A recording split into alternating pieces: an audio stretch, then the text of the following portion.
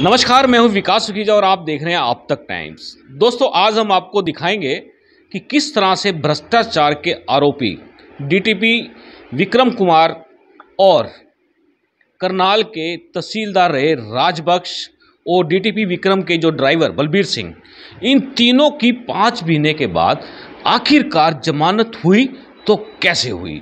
आज इस पूरे मामले को लेकर पर्दा उठाने जा रहे हैं और आज मैं मिलवाऊंगा आपको जो डीटीपी विक्रम कुमार डीटीपी रहे हैं, उनकी जमानत कराने वाले अधिवक्ता कौन हैं, उनसे भी मिलवाऊंगा। तो सीधी बात करेंगे डीटीपी विक्रम कुमार के अधिवक्ता से और इन्हीं से जानेंगे आखिरकार जो ये भ्रष्टाचार के आरोपी थे डीटीपी तहसीलदार और उनके ड्राइवर, इनकी जमानत हुई कैसे और वो भी 5 महीने के बाद। तो काफ़ी बता दें आपको, हाई कोर्ट के अंदर काफ़ी चर्चा हुई, वहाँ पर काफ़ी पक्ष रखे गए दोनों तरफ से और उसके बाद माननीय अदालत ने इस जमानत को मंजूर कर लिया।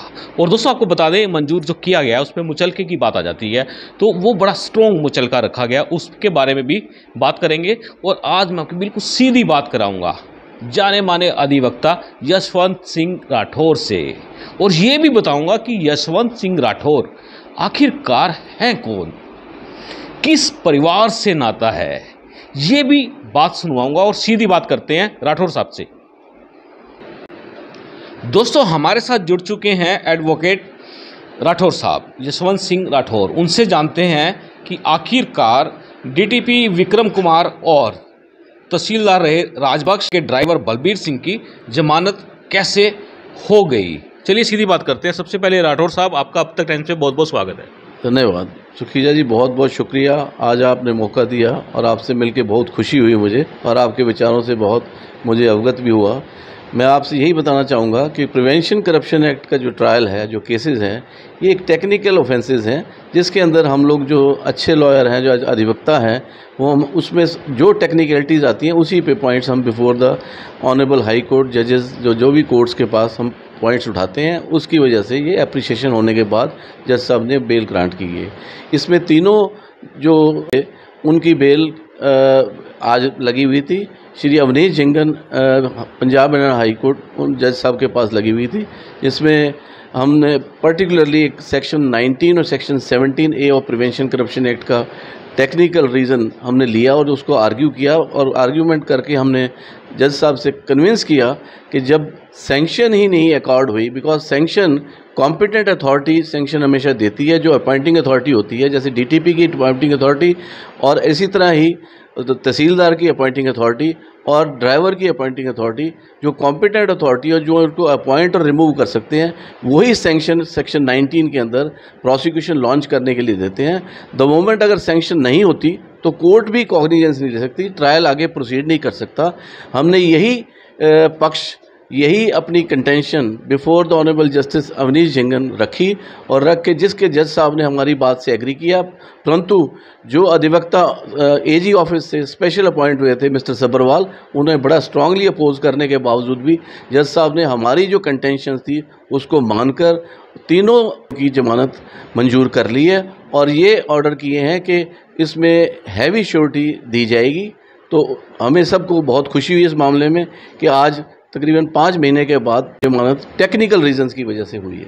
बिल्कुल दोस्तों, आपको बता दें टेक्निकल रीजंस क्या होते हैं कानूनी प्रक्रिया के अंदर, इसको जानने की कोशिश करेंगे ज़रूर। सर, आपसे जानना चाहते हैं जो ये टेक्निकल पॉइंट्स होते हैं जो आपने वहाँ रखे हैं, और फिलहाल आपको बता दें कि अभी ये लोग तो आरोपी हैं, दोषी अभी कोर्ट ने तो डिसाइड किया ही नहीं है, और ये जानना चाहते हैं टेक्निकल पॉइंट्स किस तरह के थे।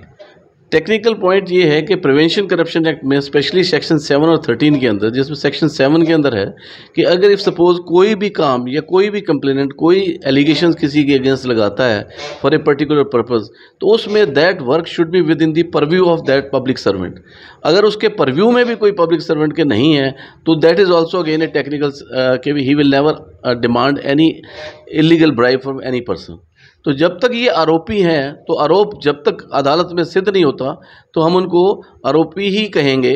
तो मेरी कहने का यही है, जो टेक्निकलिटीज़ हैं सारी की सारी, सेक्शन 7 की, सेक्शन 13 की, सेक्शन 19 की, सेक्शन 17A की, प्रिवेंशन करप्शन एक्ट की, ये सारी टेक्निकलिटीज़, बारीकियाँ ये अच्छे लॉयर रेज करते हैं, जिस वजह से उनको रिलीफ मिलता है। सर, हरियाणा सरकार की कहीं ना कहीं 5 महीने के बाद हार दिख रही है होती हुई। यदि बात करें एजी डिपार्टमेंट की, तो सर इसके अंदर आईपीसी भी लगाई विजिलेंस ने, तो आईपीसी का क्या कोई हवाला हुआ वहाँ पर? इनको लेकर, आईपीसी को लेकर कोई बातचीत हुई है? क्योंकि मेजर एक्ट तो अब आईपीसी का आ जाता है। क्योंकि आज टेक्निकल रीजंस यही थे कि सिर्फ प्रिवेंशन करप्शन एक्ट के सेक्शन सारे डिस्कस हुए हैं और आईपीसी के जितने भी सेक्शंस लगे हुए थे, द मोमेंट कोर्ट कॉग्निजेंस नहीं ले सकती और सेक्शन 19 के अंदर प्रोसिक्यूशन लॉन्च करने के लिए सैंक्शन ही नहीं अकॉर्ड हुई बाय द कॉम्पिटेंट अथॉरिटी, तो सारे के सारे जो जितने भी सेक्शंस लगे हुए हैं उनकी मान्यता जब ही होगी जब वो कोर्ट कॉग्निजेंस ले पाएगी सैंक्शन के बाद। अब इस स्टेज के ऊपर ना ही तो चार्जेस फ्रेम हो सकते, ना ही ट्रायल प्रोसीड हो सकता, तो जब तक कि जब सैंक्शन होगी उसके बाद ये ट्रायल प्रोसीड होगा। तो सर जो विजिलेंस ने लगाई भी आईपीसी बाद में लगाई हैं, चालान पेश किया है, उसके अंदर डिस्क्लोजर भी काफ़ी बाहर निकले हैं। एक्चुअली में अगर पूरी बात करें, एक्चुअली में पूरा मामला आपने बड़ी बारीकी से देखा है, तब जाकर इनकी जमानतें हो पाई हैं। सर एक्चुअली में लगता क्या है कि जो भ्रष्टाचार हुआ है वो कहाँ तक आपको लगता है कि भ्रष्टाचार हुआ है या मिली भगत से हुआ है, हुआ क्या है?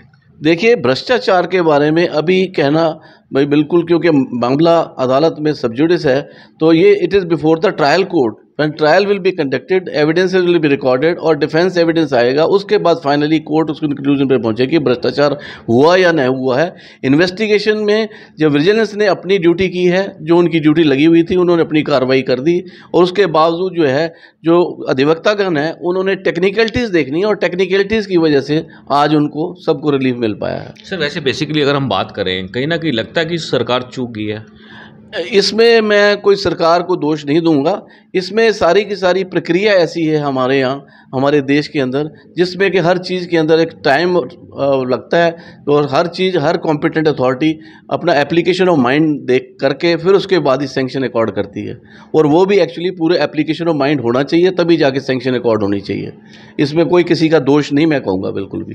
सर आप डीटीपी की तरफ से लॉयर रहे हैं और दूसरी तरफ से अगर बात करें तहसीलदार राजबख्श की बात करें तो उनकी तरफ से आरएस चीमा रहे हैं, तो आप दोनों का जिस तरह से कोर्ट के अंदर बातचीत हुई है, पक्ष रखा गया है, तो वो कैसे रहा है? देखिए, श्री आरएस चीमा हमारे सीनियर अधिवक्ता हैं, हमारे सीनियर हैं, हमारे बुजुर्ग हैं और करनाल से ही वो बिलोंग करते हैं और मैं पूरा उनका रिगार्ड है।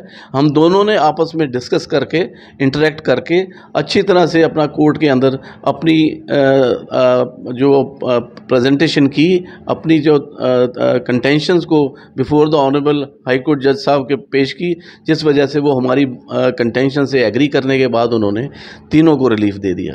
तो सर इस पूरी प्रक्रिया के अंदर बात करें, जमानत कब लगाई गई थी, सुनवाई कब हुई है, तो कितना समय लग रहा है? जमानत देखिए 11 मार्च 2022 को सबसे पहले आरोपी विक्रम कुमार को गिरफ्तार किया गया था। उसके बाद उनके डिस्क्लोजर पे श्री राजबख्श जी को 13/3 को गिरफ्तार किया गया था और और ड्राइवर और विक्रम कुमार इकट्ठे ही सेम डे गिरफ्तार हुए थे बाय द विजिलेंस डिपार्टमेंट।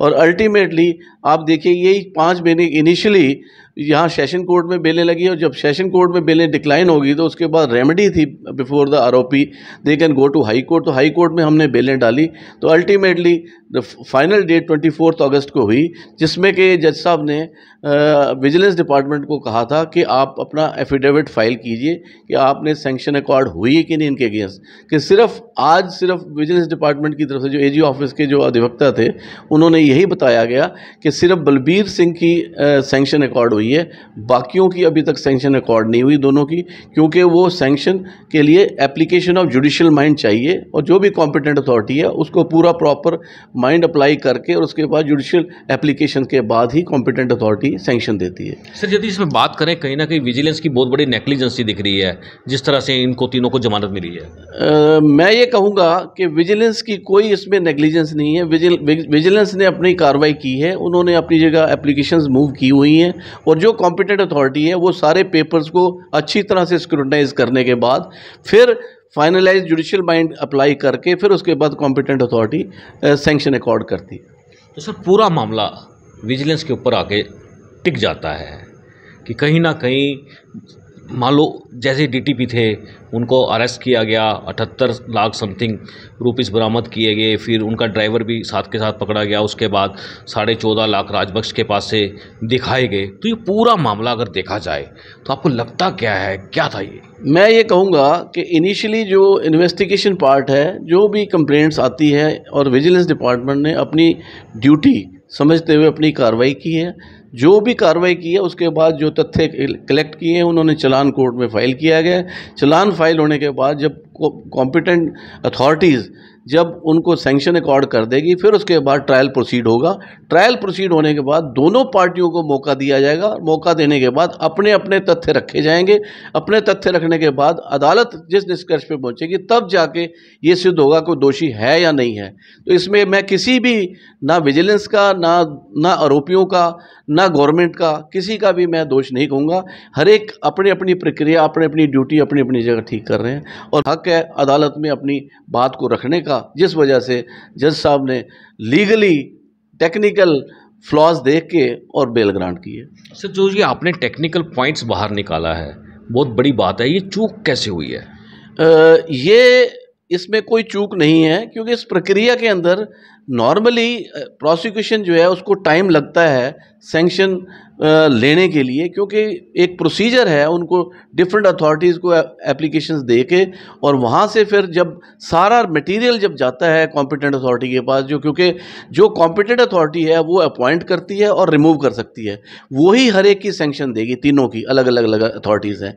तो इसलिए डिफरेंट ऑफिसेज़ के अंदर फाइल जाती है, उसके बाद जाने के बाद वो अपना जुडिशियल माइंड अप्लाई करने के बाद फिर सैंक्शन अकॉर्ड करते हैं। जब सैंक्शन मिल जाएगी उसके अकॉर्डिंगली ट्रायल प्रोसीड हो जाएगा।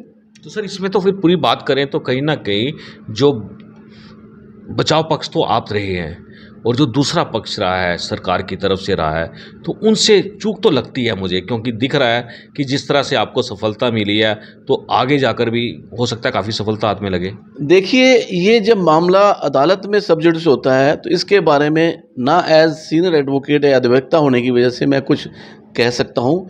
मेरा फ़र्ज़ ये है कि मैं अपना तथ्य रखूँ, मैं अपने क्लाइंट के पक्ष की बात कहूँ और टेक्निकल रीजंस की वजह से जो उनको बेनिफिट मिल सके उनको रिलीफ दिलवाने की कोशिश करूँ।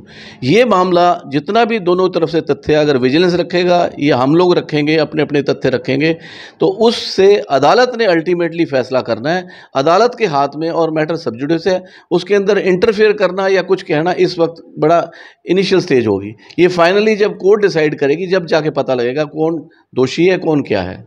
सर, जिस तरह से केस बांधा है, डिस्क्लोजर्स आए थे काफ़ी, निकल के बाहर भी आए हैं, मीडिया के अंदर भी आए हैं, तो उन डिस्क्लोजर्स का क्या कोई इफेक्ट पड़ेगा या कैसे लगता है? ये देखिए, ये जब मामला कोर्ट में सब जुडिस है, ये अदालत में जज साहब ने ये सारी चीज़ देखनी है। दोनों तथ्यों को कंसिडर करने के बाद उसकी एडमिसिबिलिटी, उसकी लीगैलिटी सारी देख के फिर अदालत जज साहब डिसाइड करेंगे, क्योंकि यह मामला सब जुडिस है बिफोर दी कोर्ट। जैसे जैसे कॉम्पिटेंट अथॉरिटीज़ सैंक्शन अकॉर्ड करेंगी उसी तरह प्रोसिक्यूशन अपना केस प्रोसीड करेगी। हम अपनी डिफेंसेस उसमें क्रिएट करेंगे और डिफेंस बना के हम कोशिश करेंगे कि जिस तरह ये डिस्प्रूव हो कि हमारे तीनों आरोपी जो है निर्दोष हो पाए।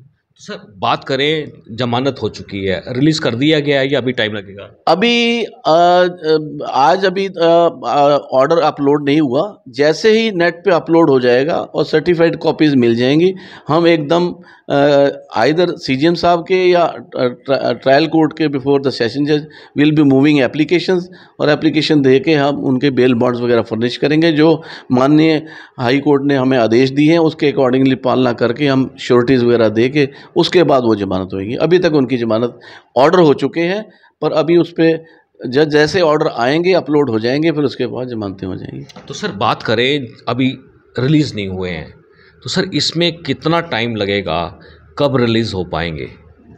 मुझे लगता है हो सकता है कल तक ये सब रिलीज़ हो जाएंगे। बिल्कुल दोस्तों, आपको बता दें, तीनों के तीनों भ्रष्टाचार के आरोपी कल यानी कि रिलीज़ हो सकते हैं और रिलीज़ होंगे, ये प्रक्रिया चल रही है।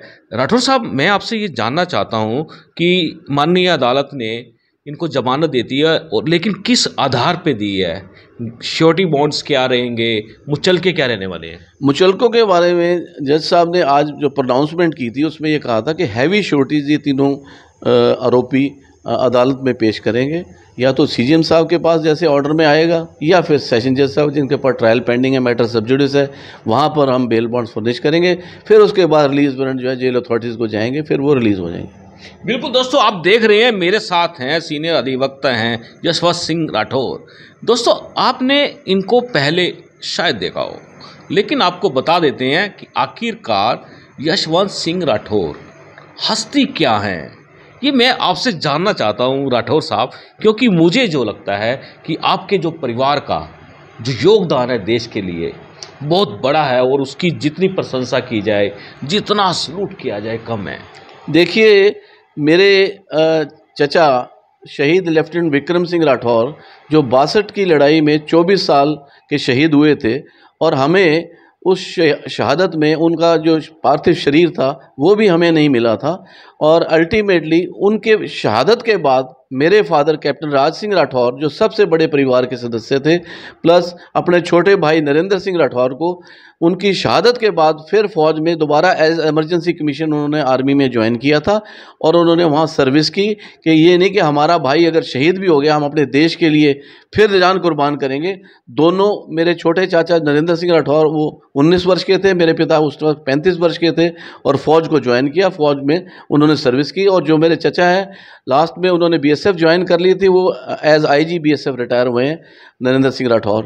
तो मैं यही कहूँगा कि हम एक शहीद परिवार से बिलोंग करते हैं, और मेरे 31 साल के साले मेजर दिग्विजय सिंह सुमाल शहीद हुए थे 99 के अंदर उड़ी सेक्टर के अंदर, और मेरे ससुर कर्नल धर्मवीर सिंह जिनको 1971 की लड़ाई के अंदर महावीर चक्र मिला है, और गुजरात गवर्नमेंट ने उनको वहाँ पर एस DIG होमगार्ड 15 साल के लिए जॉब दी थी, अभी भी वो अहमदाबाद में रहते हैं। मेरा सारा परिवार ही फौज से भरा हुआ है, और फौज मेरे मन में भी, मेरे शरीर में भी, मेरे हर जगह मेरे मन में यही है कि फ़ौज एक ऐसी जगह है जिसके अंदर हमें जाना चाहिए, हमें अपने देश की सेवा करनी चाहिए। बिल्कुल सर, आखिरी एक सवाल पूछना चाहूँगा सर, मुझे पता लगा आप खुद फौज में जाना चाहते थे, लेकिन आप अधिवक्ता बन गए।